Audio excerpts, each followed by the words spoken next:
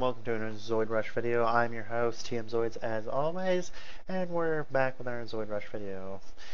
So just to continue on, this is like a disclaimer.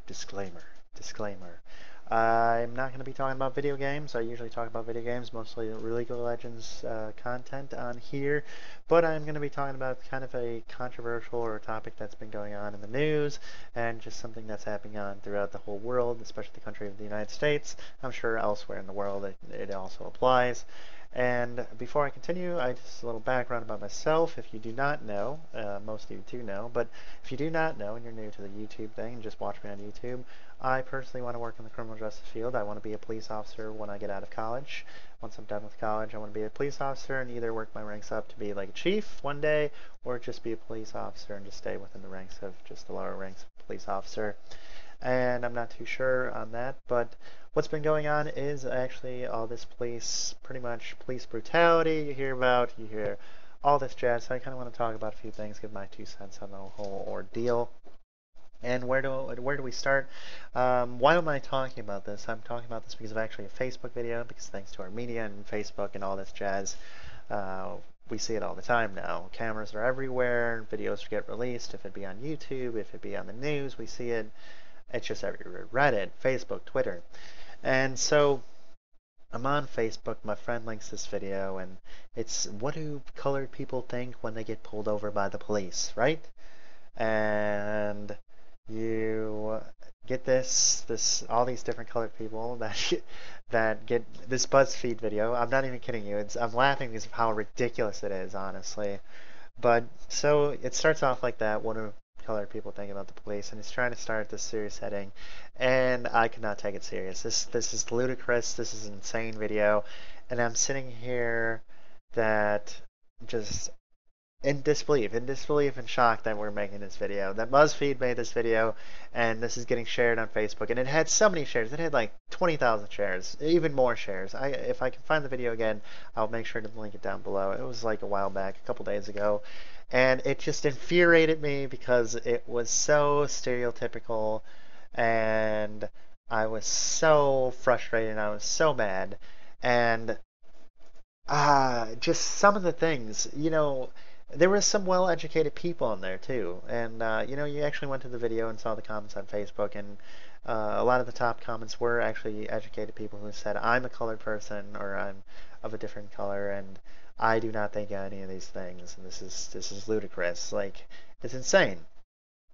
And I just before I continue, I understand. I'm white. I know.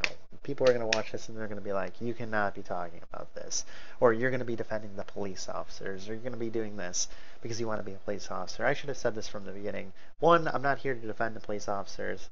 Some of the things that have gone on in the world, some of the tragic events that has happened, police officers do deserve to see the justice and see the injustice of what has happened to some people who were defenseless, who didn't deserve to die, didn't deserve to lose their life, didn't deserve a police officer to use and abuse their power that they had and get away with what they did. And that is very infuriating, and it feels like our system kind of backfired there, and kind of very frustrating. And I don't believe that any police officer that went through these situations should have got off scotch-free. I don't think any of them did get off scotch-free, but some of the system was unfair and unjust, and I do agree with that.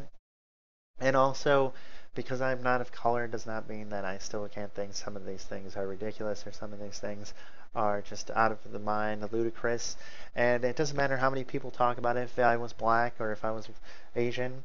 I don't think it would matter in retrospect, because there are videos out there. There's a bunch of videos, a lot of black people, a lot of Asian people that talk about the same thing, and they get discredited. They're told that they're not actually of their race. It's like, you're no longer with us. You're not on the right side. And I feel like it doesn't matter. It's not a race thing. But why did this video spark me off? Why did it frustrate me?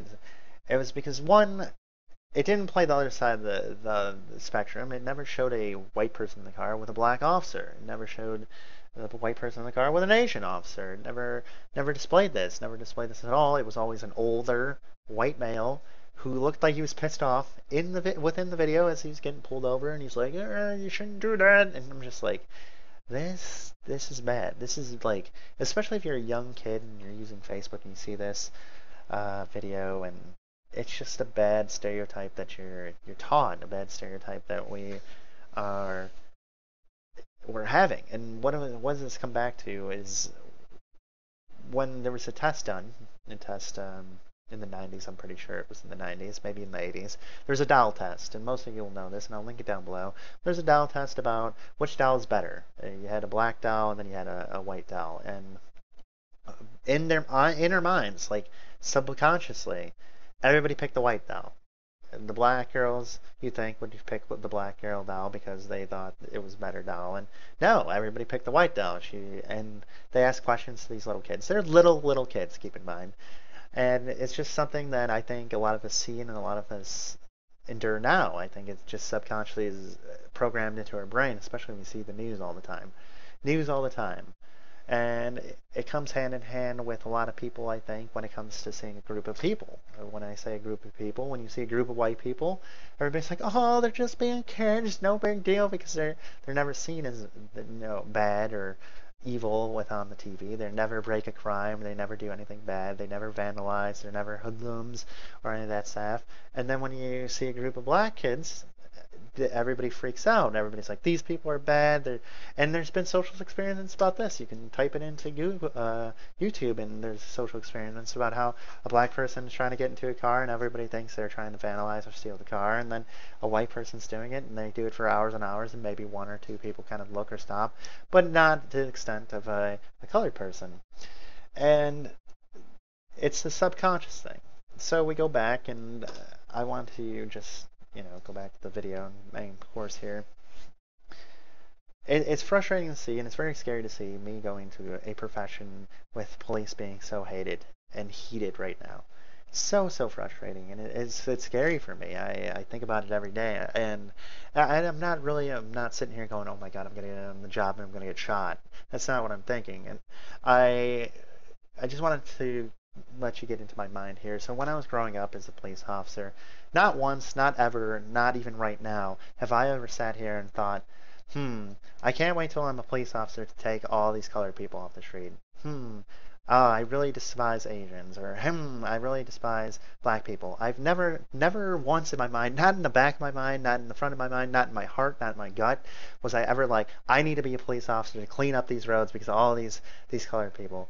Or, oh, I gotta get all these people. No, when I wanted to be a police officer, it's a passion. I've wanted to do this since I was really young. I just wanted to put bad guys away. I wanted to make a difference. I wanted to help people. It didn't matter if they were black, white, Asian, Indian, Native American. It did not matter to me. It just wanted to help somebody. I wanted to make a difference.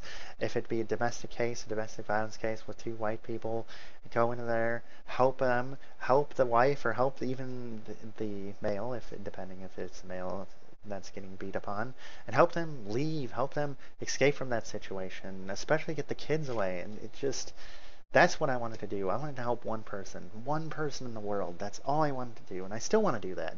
If I could just change one person's life, if I came up there and maybe I was the person that really inspired them, gave them that information, showed them that it was okay, that I was there to save them or protect them from this horrible situation, and that I did that. I was the one that did that.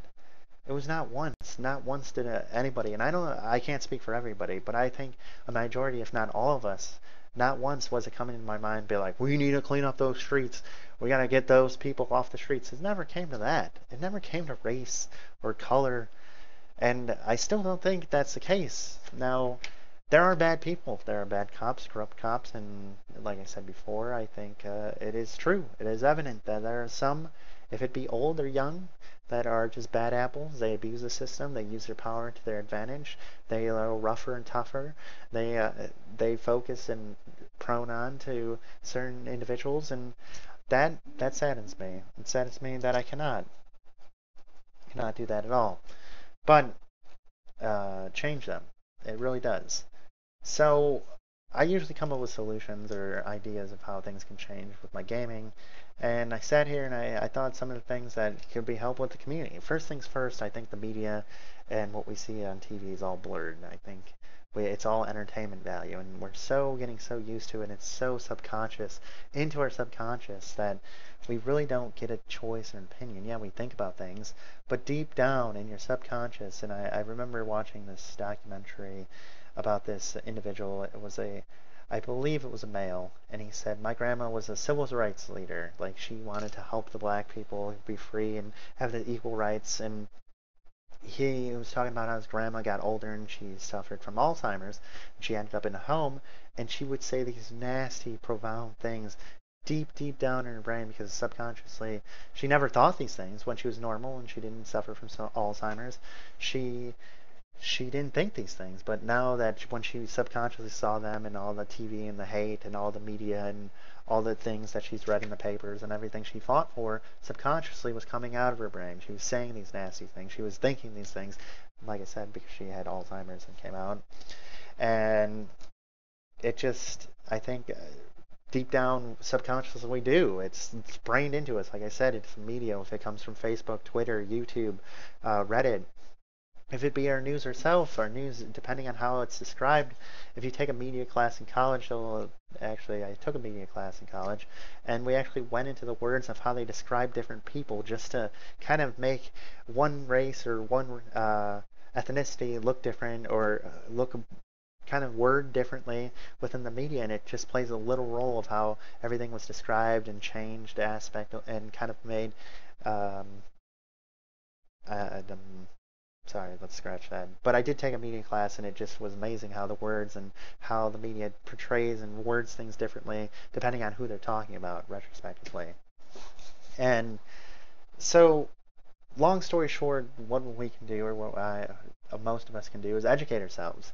And it's just not us educating ourselves about, the law and the police and becoming one with the community, but also, too, police officers need to be more educated. And why do I say that? Well, you go to an academy for 6 months, you go through a broad topic. I'm lucky enough that right now when I'm getting my degree, I'm getting things in more depth. And that is what something I have to take for a grain of salt now and take for granted is that I am learning a lot more detail, a lot more into the class than you would learn in um, the 6 months in the police academy. What do I mean? So if we take domestic violence, they talk about for 4 hours in however many weeks you're in the police academy. Let's say for 6 months, you learn for domestic violence for 4 hours. How are they going to cover everything in 4 hours? Now, a lot of your police officers may only have a high school degree.